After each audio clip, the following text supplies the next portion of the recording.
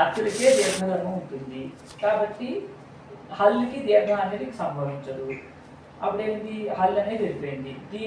జ్ఞాభ్యాం అనే దగ్గర ఇది దీర్ఘ సంభవించింది అనమాట. ఈ దీర్ఘ అనేదానికి ఈ జ్ఞాపులు విశేషణం కాబట్టి ఈ ఏనవిధి స్థలంత సూత్రం చేత దళంతగ్రహణం వచ్చి జ్ఞంతా తాబంతాట అని అర్థం వచ్చింది. అదేంటమ్మా? లేదా నీకు నీ ఏంటి నీకు టాప్ డాప్ చాపులు అన్నీ కూడా ప్రత్యయాలు కాబట్టి ప్రత్యేకమైన దళంతగ్రహణం అని ఇంకో పరిభాషలు కూడా మనం చాలాసార్లు చూసాం. దానివల్ల తలంతగ్రహణం వస్తే జ్ఞంతా తాబంతాట అని అర్థం వచ్చింది. అదేంటమ్మా? చాలా కన్ఫ్యూజన్ అయిపోయిందా? ఒకసారి మళ్ళీ చెప్తాను చూడు. ఏంటి? హల్లు కంటే పరంగా ఉన్న సుప్రత్యయంలో ఉండే సకారానికి లేదా తీసి ప్రత్యయాల్లో ఉండే తకార సకారానికి అపుక్తము అనే పేరు ఉన్నప్పుడు లోపం వస్తుంది. రెండోది ఏంటి? జ్ఞంతమైన ఆబంతమైన దానికంటే పరంగా ఉన్నటువంటి సుప్రత్యయంలో ఉండే అపృక్తమైన సకారానికి లోపం వస్తుంది. అదేంటమ్మా? రెండు అంశాలు. ఒకటి హలంతం కంటే హలంతమైన శబ్ద స్వరూపం కంటే పరంగా ఉన్న సూతీసి ప్రత్యయ సకార తకారాలకి లోపం వస్తుంది. లేదా ఎంత ఆబంత ప్రాతిపదికల కంటే పరంగా ఉన్న సుప్రత్యయ సకారానికి లోపం వస్తుంది.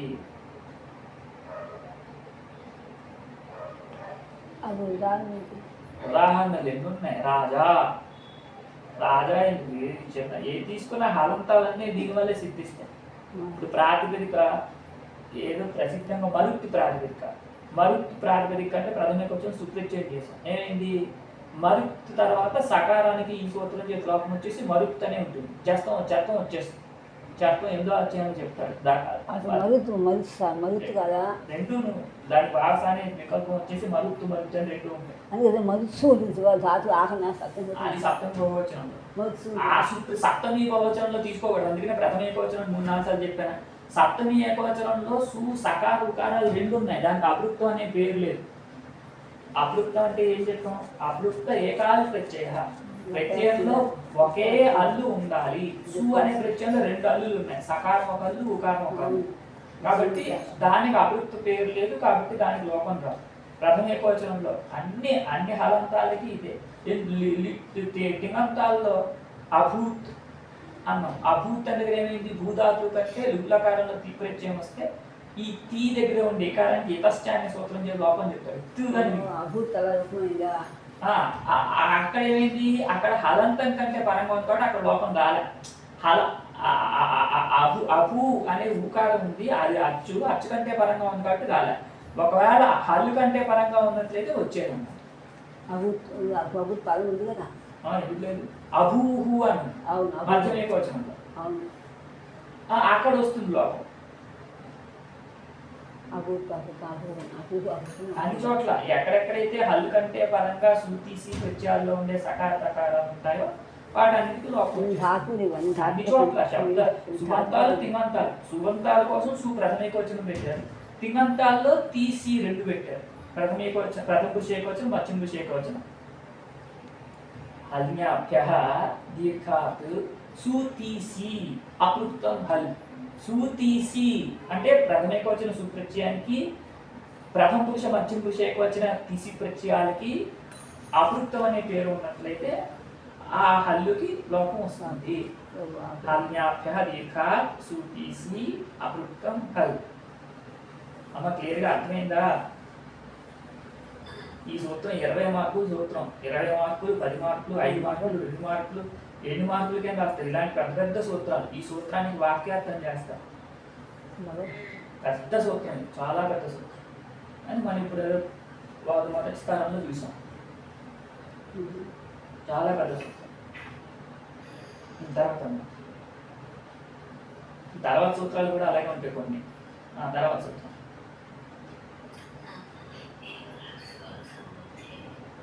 అర్థం.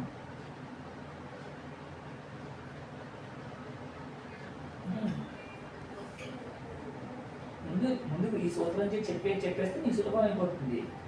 ఈ సూత్రం చేసి ఏం చెప్తున్నారు? లోపం అనే దాన్ని తీసుకొని లోపం వస్తుంది. దేనికి లోపం వస్తుంది?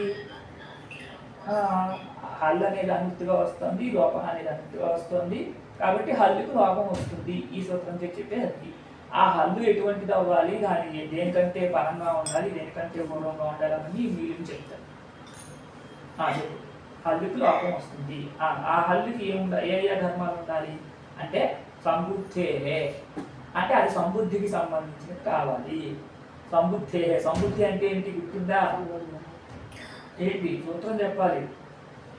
ఏకవచనం సంబుద్ధి. సంబోధనలో ఉండే ప్రథమ ఏకవచనానికి సంబుద్ధి అని పేరు. సుప్రత్యయం. ఇక్కడ కూడా సుప్రత్యయమే, కానీ ఈ సుప్రత్యయం సంబోధన సుప్రత్యయం అన్నమాట. ఇందాక సంబోధన రహిత సుప్రత్యయం, ఇక్కడ సంబోధన సుప్రత్యయం. అర్థమైందమ్మా? సంబోధన సుప్రత్యయం అనే చెప్పలేదు, హల్ అని చెప్పారు. దీనికి నపుంసకలింగంలో ప్రయోజనం. నపుంసకలింగంలో సుప్రత్యయానికి అమ్మనే ఆదేశం చెప్తారు. అతో అమ్మనే సూత్రం పైన వస్తుంది. అప్పుడు అమ్ములో మకారానికి లోపం రావడం కోసం ఇక్కడ సు అనేది అనువృత్తిగా తేకుండా హల్ అనేదాన్ని అనువృత్తిగా తెచ్చారు. అప్పుడు సంబుద్ధికి సంబంధించినటువంటి హల్లుకు లోపం వస్తుంది. ఆ హల్లు కొన్ని చోట్ల సకారము, కొన్ని చోట్ల మకారము, కొన్ని చోట్ల ఇంకో వర్ణం కూడా కావాలి. అర్థమేనమ్మా? ఇంకా ఏం కావాలి? ఆ హల్లు అంటే ఏం హ్రస్వ, ఏళ్ళు కంటే కానీ హ్రస్వం కంటే కానీ పరంగా ఉండాలి. అర్థమేనమ్మా? ఏను కంటే కానీ హ్రస్వం కంటే కానీ పరంగా ఉన్నటువంటి సంబుద్ధి అనే పేరు కలిగిన దానికి సంబంధించినటువంటి హల్లు లోపిస్తుంది.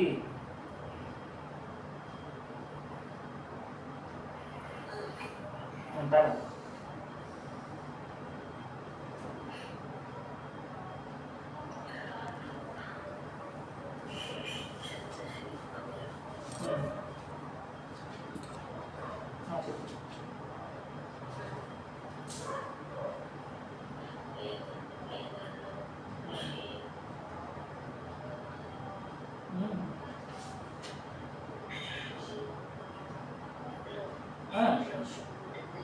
వేదాల్లో షీ అనే దానికి లోపం బహుళంగా వస్తుంది.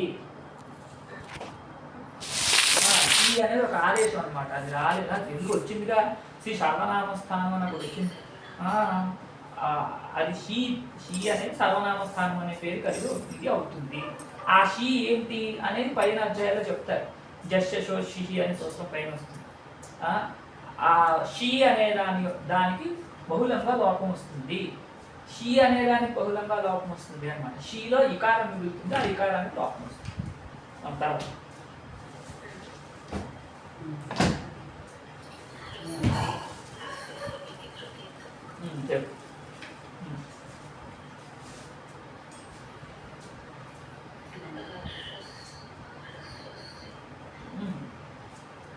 రస్వానికి తుక్కనే ఆగమం వస్తుంది. తుక్కాగమం, తుక్కు. పిత్తైన కృత్ప్రత్యయం పరంగా ఉన్నప్పుడు పితి కృతి, పిత్తైన కృత్ పరంగా ఉన్నప్పుడు కృత్వ మొదలైనవన్నీ ఉదాహరణ. కరణే ధాతువు, దానికంటే త్వాప్రత్యయం చెప్పాం, లేదా త్వాప్రత్యయం చెప్పాను. అన్నిని అన్నిని కంటే త్వాప్రత్యయం చేస్తే ఉంది కృ అనేది. ఈ త్వాప్రత్యయం ఎట్లాంటిది అంటే కిత్తైన కృత్ప్రత్యయం, త్వాప్రత్యయం. అదేనమ్మా? త్వాప్రత్యయం కాబట్టి కృ అనే దానికి తుక్ అనే ఆగమం వస్తే కృత్ వా కృత్వ అని అవుతుందన్న. అలాగే హసిత్వ, పఠిత్వ ఏదైనా చెప్తాం, అన్నీ కూడా ఇలాంటి తుగాగమలు వచ్చేది.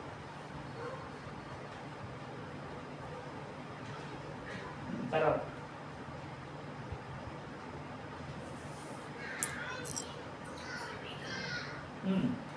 సంహిత అంటే ఏంటి చూతా, ఎంత ఉత్తరావాలమ్మా, అంత బాగా ఉత్తరాటుంది. సంహిత అంటే వచ్చిందా లేదా? పరసన్నికర్ష సంహిత. అవన్నీ చెప్పకూడదు, సౌమ్య సూత్రం చెప్పాలి. పరసన్నికర్ష సంహిత. మీ తమ్ముడి పేరు ఏంటి అంటే మీ తమ్ముడు 8th క్లాస్లో చదువుతున్నాడని చెప్పినట్టు. మీ తమ్ముడి పేరు ఏంటి, తమ్ముడి పేరే చెప్పాలి కదమ్మా. అది కూడా రెలవెంట్ ఆన్సర్ కానీ కరెక్ట్ ఆన్సర్ కాదు.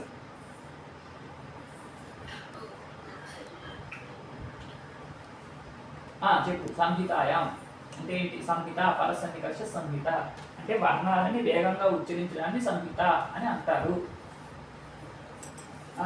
ఇప్పుడు ఇక్కడ ఏం చెప్తున్నారు? వర్ణాలను వేగంగా ఉచ్చరించేటప్పుడు ఇక మీద చెప్పబోయే కార్యాలు వస్తాయి అన్నమాట. ఇది కూడా ఒక అధికార సూత్రం. వర్ణాలను వేగంగా ఉచ్చరించినప్పుడు ఈ కార్యాలు వస్తాయి, ఇక మీద చెప్పబోయేది. ఇది ఒకటి. ఇంకా పైన మళ్ళీ వస్తాయి ఇలాంటివే. చెప్పు.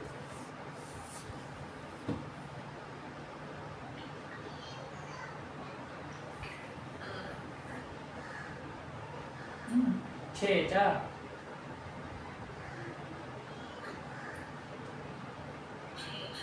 అర్థం హ్రస్వస్య తుకి నుండి హ్రస్వస్య అని తుక్కని రెండు అనుమతిగా వస్తాయి.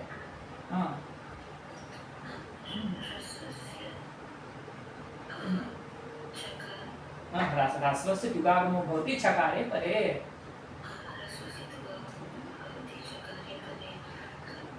సంహితాయాం సత్యం అంటే వేగంగా ఉచ్చరించినప్పుడే, నెమ్మదిగా ఉచ్చరించినప్పుడు రాదు. తర్వాత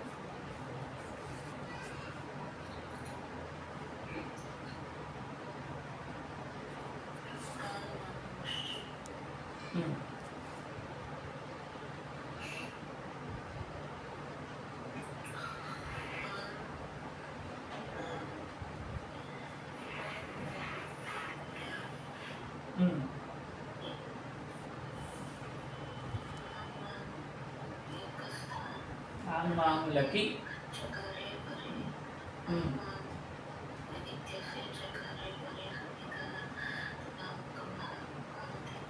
చలో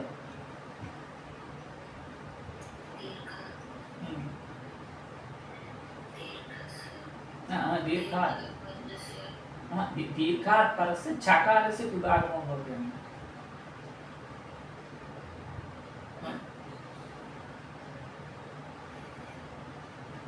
ఇక్కడ దీర్ఘం కంటే చకారం పరంగా ఉన్నప్పుడు తుగాగం వస్తుంది. దేనికి తుగాగం వస్తుంది అంటే మళ్ళీ దీర్ఘస్య అనేది అనమాట. దీర్ఘం కంటే చకారం పరంగా ఉన్నప్పుడు తుగాగం వస్తుంది. తుక్ అనేది కిత్తు కాబట్టి అంతంగా రావాలి. అంతంగా రావాలి అంటే ఏంటి? దీర్ఘానికే రావాలి. చకారానికి వచ్చేటట్లయితే అది ఆదిగా వస్తుంది అన్నమాట. ఆది పరస్యానంలో ఆదిగా వచ్చేది కాబట్టి మళ్ళీ దీర్ఘం కంటే చకారం పరంగా ఉన్నప్పుడు దీర్ఘానికే తుగాగమం వస్తుంది అన్నమాట. తర్వాత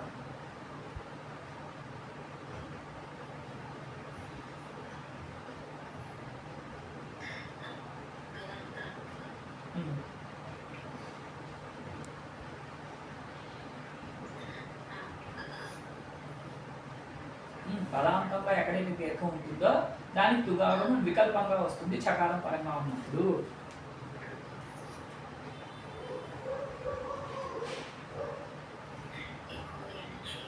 చెప్పు.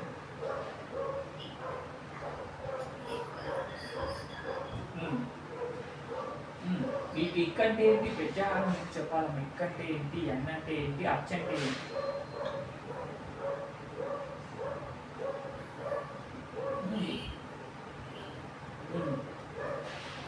ఈ ఊరు అనే ఏ వాళ్ళు ఎందుకు వచ్చే ఏం చెప్తున్నావు నువ్వు?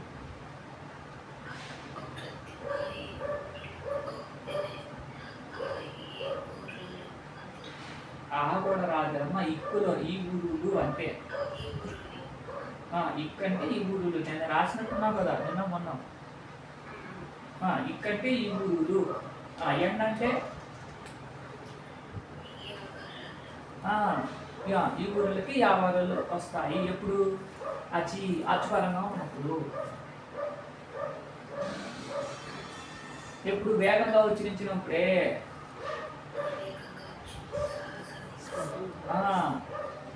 వేగంగా ఉచ్చరించినప్పుడు అంటే నీకు అర్థమైందా? ఇది కూడా ఇది పదాంతంగా ఉన్నప్పుడేమో వేగంగా ఉచ్చరించినప్పుడే. పరమధ్యస్థం అయితే ఇది ఎప్పుడు చేసే తీరాలి. ఇది వికల్ప సంధి కాదు. ఇప్పుడు ప్రత్యేకం అన్నాం, ప్రతి ఏకం అని ఉంది. ఇప్పుడు వేగంగా ఉచ్చరించినప్పుడు ఎప్పుడు ప్రత్యేకం అనే అనాలి. వేగంగా ఉచ్చరించడండి ప్రతి అని తర్వాత ఏకం అంటే కుదరదు. ఎప్పుడు అనాలిసిస్ చేసే తీరాలి. పూర్వపద పరస్పరం వేగం సంధ్యానం చెప్తే తెలుగు అది తెలుగు సంధి డెఫినిషనే ఏదో బేసిక్ లెవెల్లో చెప్పిన డెఫినిషన్. సంధికి డెఫినిషన్ చెప్పలేము అని చెప్పారు శాస్త్రంలో. సంధి అంటే వేగోచ్చారణం సంగీత ఈజ్ ఈక్వల్ టు సంధి. దానికి ఇంకో డెఫినేషన్ లేదు. సంధికి డెఫినేషన్ చెప్పలేదు సంస్కృతం. తెలుగులో ఆయన ఏదో బాలవ్యాకరణ కరెక్ట్ చెప్పారు కానీ ఆ డెఫినేషన్ అన్ని చోట్ల కుదరదు. అది దాని ప్రౌఢ వ్యాకరణంలో వాళ్ళే ఖండించేస్తారు. అది ఆ నిర్ణయం కుదరదు. చెప్పారు నాకు అర్థం కాదు. అందుకే చంద్రబాబయ్య ఇప్పుడు డిగ్రీ ఫస్ట్ ఇయర్ వచ్చినప్పుడు నన్ను అడిగాడు సంధి అంటే ఏంటో చెప్పరా, సంధి అంటే ఏంటో చెప్పరా అంటే ఇప్పుడు ఫోన్ చేసినా కరెక్ట్గా ఒక నిమిషమే మాట్లాడేవాడు. 59వ సెకండ్ వచ్చేవాడు ఫోన్ కట్ చేసి ఎందుకు ఎందుకో నాకేం తెలుసు. ఏం మాట్లాడినా 59 సెకండ్లోనే మాట్లాడేసేవాడు. 59వ సెకండ్ ఫోన్ కట్టేది. అయ్యో చెప్పమ్మా ఇది అయిపోయింది కదా. ఇకో ఎనర్జీ ఆ ఇక్కు స్థానంలో ఎండలు వస్తాయి అక్షరక్రమణప్పుడు వేగంగా ఉచ్చరించినప్పుడు. వేగంగా ఉచ్చరించినప్పుడు అంటే పదాంత సంధులు అయితే వేగంగా ఉచ్చరించినప్పుడు వస్తాయి, లేనప్పుడు రాదు. అపదాంత సంధులు ఎప్పుడు నిత్యంగా వస్తాయి. అందుకు చెప్పడానికి వచ్చింది. అర్థమైందమ్మా. గౌర్య అన్న గౌర్య పార్వత్య నద్య అన్ని చోట్ల పార్వతి ఆ గౌరీ ఆ. ఇక్కడ ఎప్పుడు అనాదేశం ఖచ్చితంగా చేసే తీరాలి. పార్వత్య గౌరీ అని. అక్కడ సంధి వేగంగా ఉచ్చరించినప్పుడు చెప్తాను లేదంటే చెప్తున్నాను అని చెప్పకూడదు. ఇవి అపదార్థ సంధులు అన్నీ కూడా నిత్య సంధులు. పదాంత సంధులన్నీ కూడా వేగంగా ఉచ్చరించేటప్పుడు ఉంటాయి, వేగంగా ఉచ్చారణ చేయనప్పుడు ఉండవు. అప్యత్ర అప్యత్ర అంటే అపి అత్ర అన్న పెద్ద దోషం లేదు. అపి అత్ర అని కూడా అనొచ్చు, అప్యత్ర అని కూడా అనొచ్చు. కానీ గౌర్య అని అనాలి కానీ అక్కడ విచ్ఛేదమైన రూపం ప్రయోగించడానికి లేదు. అంటే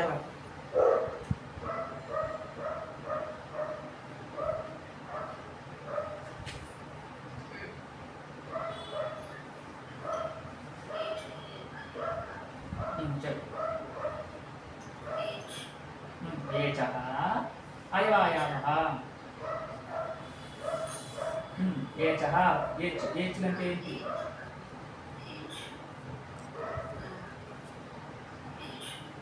ఏవో అయ్యో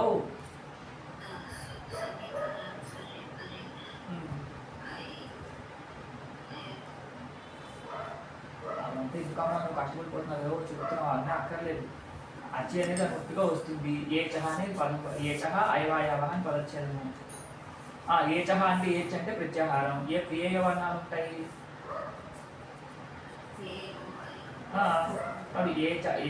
ఏవో అయౌ వర్ణానాం స్థానే అయౌ ఆయావ ఆదేశాः భవంతి అచి పరే.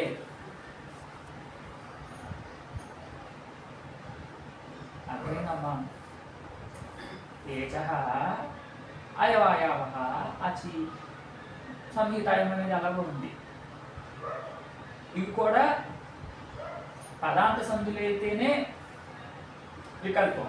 అపదాంత సంధులు అయితే నిత్యంగానే ఇవి కూడా వస్తాయి. తర్వాత ఇక్కడికి ఆపుదాం. ఎందుకంటే వాంతో ఈ ప్రత్యయ సూత్రం కొంచెం ఎక్కువసేపు చూడాలి. మనం రేపు చూద్దాం.